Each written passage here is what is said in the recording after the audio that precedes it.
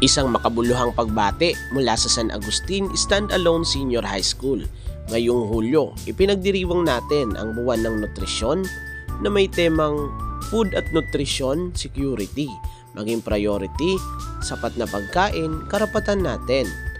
Ang temang ito ay paalala sa ating lahat ng pagkakaroon ng sapat, ligtas at masustansyang pagkain ay isang karapatan, hindi lamang para sa ilan, kundi para sa lahat. Dahil ang kalusugan ay pundasyon ng pag-unlad at ang bawat kabataan ay may karapatang maging malusog, matalino at masigla. Kaya tara na at samahan niyo ko dito sa San Agustin Standalone Senior High School para sa kanilang Nutrition Month celebration.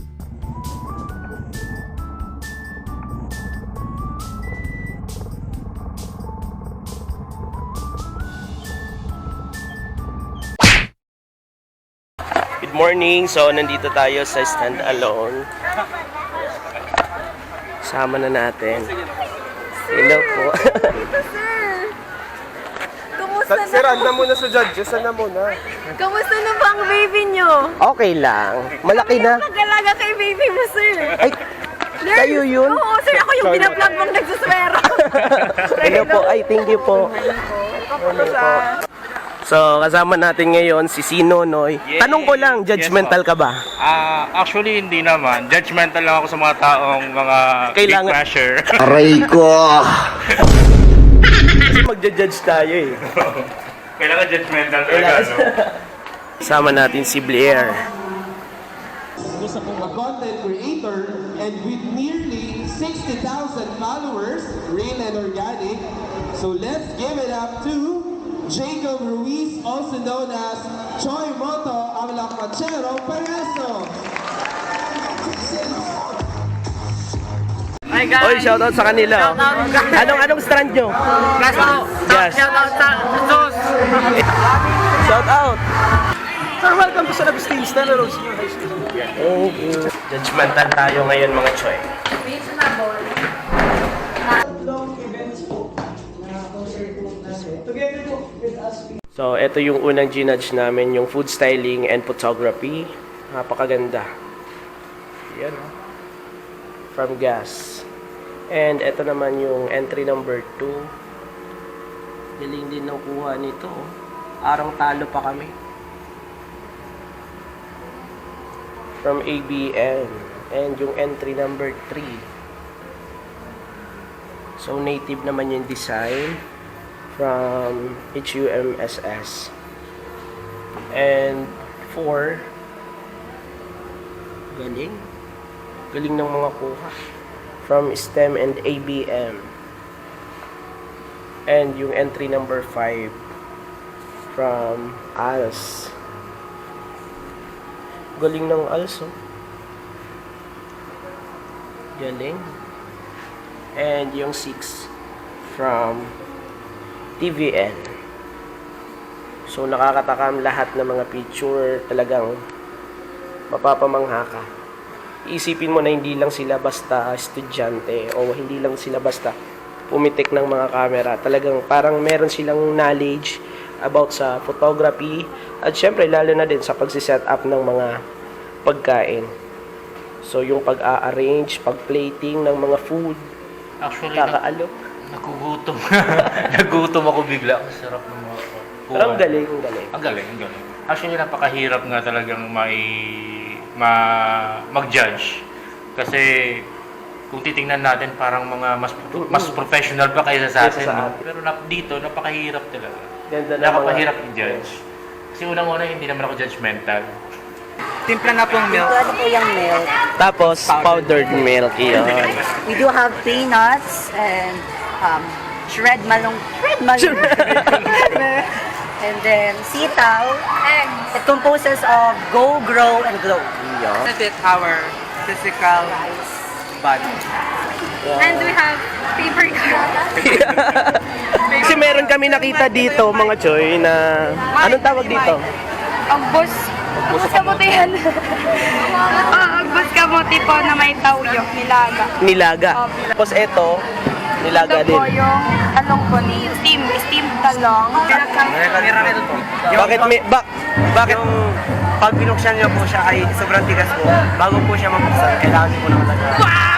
Ito kuya, if you want more protein. Opo, legit po yan.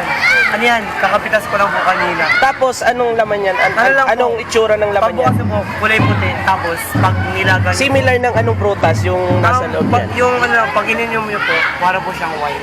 Number 5 from Als. Uy. Nabayad oh. Dito po nakalagay po dito yung mga masusustansyang pagkain at prutas po. So, good luck, and congratulations. And Salamat po sa pagbisita. thank you. Meron muna silang pinipresent. Number 1, tama?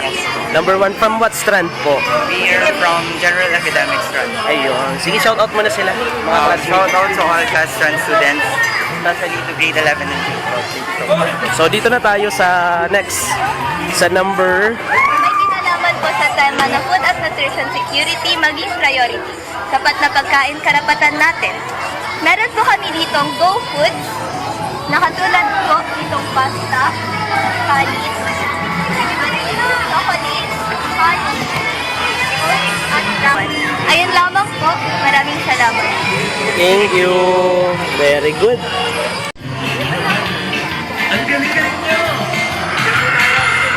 Isa pa. Gusto ko yung nasa loob. Sayaw.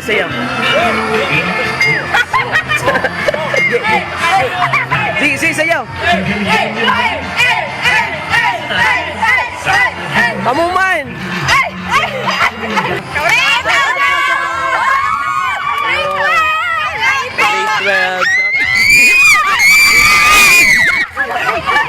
Si papanalo natin to! Ayun. Pinili po namin na lagyan po ilagay po yung mga ibang ano po dito kasi rice po kasi po ito po yung unang ginagamit na pagluluto Nung panahon. ng mga Filipino po kaya naisipan po namin na gamitin po to as a design. Galing. So gumamit sila mga choy nitong mas kilala sa tawag natin na palayok Yes po, or koron. or koron. So basically mga choy, ito yung dating ginagamit nung unang panahon sa pamamagitan ng pagluto.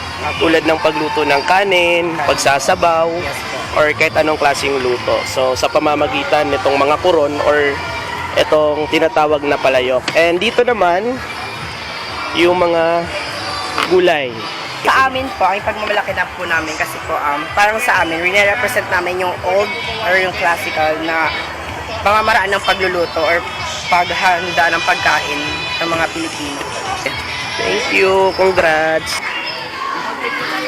So, number 10. So, may food pyramid sila dito. Go Grow Glow. We had completed all the ingredients in Yes. the Go Glow Grow food as welcome to the TBL department. Ayun. Thank you. More So, on skill po kami. and ready na yung pagkain para sa boodle fight. So, boodle fight. So, dito sa kabila.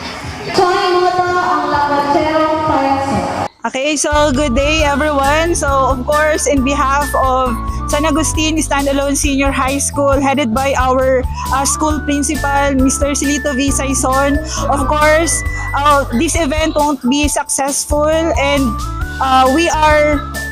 we would like to extend or to express our sincerest gratitudes, of course, to everyone who made this event successful, especially the teachers and students who participated at different events, and of course as well as to the local vloggers, our guests, especially for accommodating the event or catering their event. Papasalamat sa mga guest judges namin kasi napaka-overwhelming nung reception, lalo ng mga estudyante. Hanggang ngayon, di pa nakaka-uwi sa judge namin. So, yun, yung tema ng Nutrition Month Celebration ngayon ay food and nutrition security maging priority sa pagkain karapatan natin. So, maraming salamat.